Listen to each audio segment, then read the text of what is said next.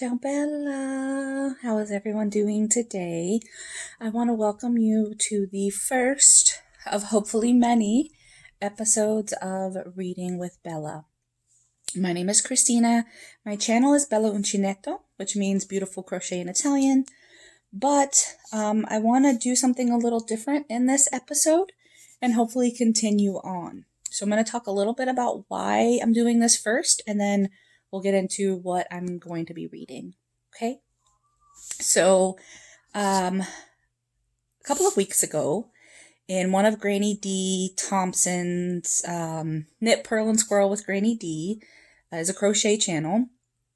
She has a live several days a week. And in one of those lives, there was a comment made about how she does her readings of some books, all books that are in the public domain, different stories. And another channel, Stitchin' Ain't Easy, her name is Ashley, and I'll link them down below if you're interested in checking them out, said that she loves when Granny D reads certain things, and she would love to hear different things. And Granny D has read several things in the past, and there are other channels that read as well.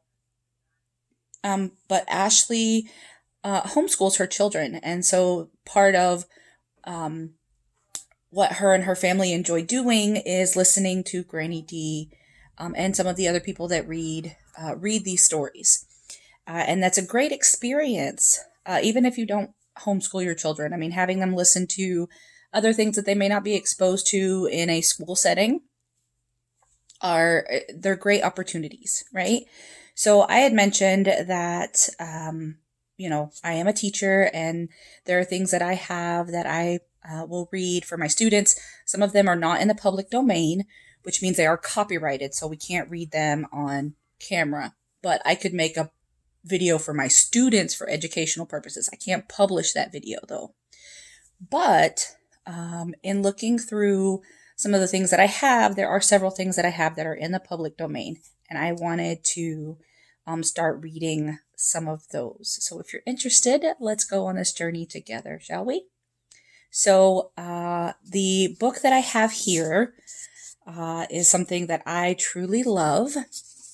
It's called Jabberwocky, and it is by Lewis Carroll. Now Jabberwocky is not this long. Jabberwocky is a poem that is housed in this book. But I got this book, if you can see right here, I got this book from Faulkner House Books.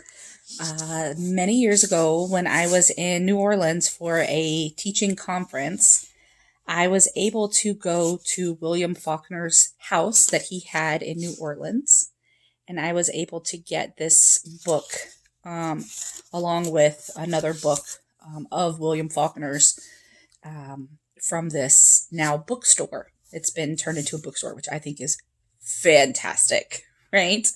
The other book that I got is New Orleans Sketches, and I don't know if that's in public domain or not, but anyway, that may be something that I can look into reading as well.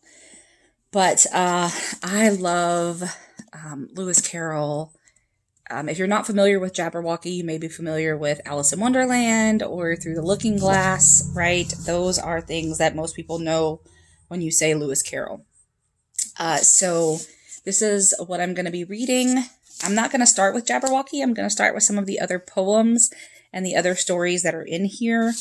But I wanted to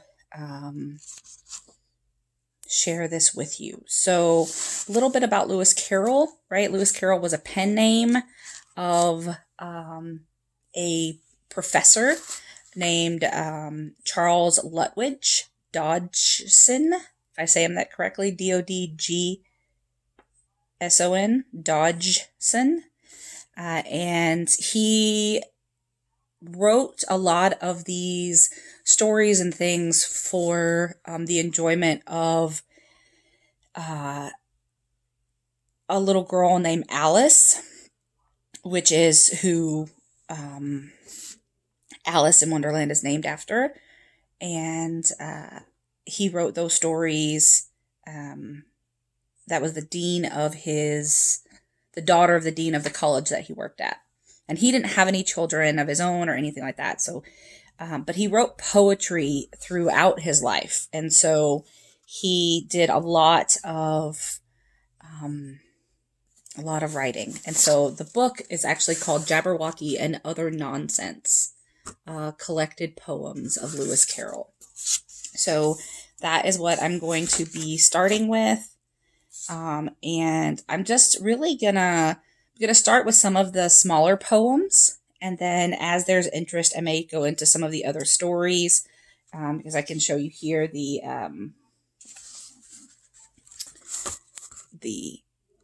table of contents, right? So I'm going to start with some of the shorter pieces, and then, there is Alice in Wonderland in here. There is Through the Looking Glass, The Hunting of the Snark, which is a great one. There is Sylvie and Bruno, and then Sylvie and Bruno Concluded, and then there's some other collections that you may not know that Lewis Carroll wrote, right? And I'm not going to go into a lot of the information that's in here because that is copyrighted. It's edited by someone. So I'm just going to get to the poem here, and we can get started. So let me know in the comments below what you think about this.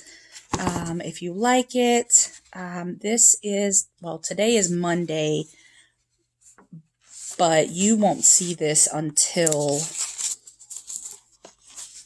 Friday because I have a couple of other videos that I have scheduled that I recorded over the weekend. So I wanted to do this today, but it won't come out until Friday. So we are going to start with a poem called My Fairy. Okay. I have a fairy by my side, which says I must not sleep. When once in pain I loudly cried, it said, you must not weep. If, full of mirth, I smile and grin, it says, you must not laugh. When once I wished I could drink some gin, it said, you must not quaff. When once a meal I wished to taste, it said, you must not bite. When to the wars I went in haste, it said, you must not fight. What may I do? At length I cried, tired of the painful task. The fairy quietly replied and said, you must not ask. Moral, you mustn't. So that is the poem, and if you have any thoughts on the poem, you can definitely share it below. I think it's very interesting, and I would love to discuss it. If that's something you want to do in another video, we can discuss whether or not you want me to share my thoughts or anything like that, interpretations. But I just wanted to start that and share a little bit with you, because I am a lover of knowledge and books, and I have so many of them I probably can't share with you because they are copyrighted, but I do have several things that I can share. And I'm so excited to start this Jabberwocky Lewis Carroll journey with you. So thank you for your time and attention, and I hope to see you again soon. Ciao bella!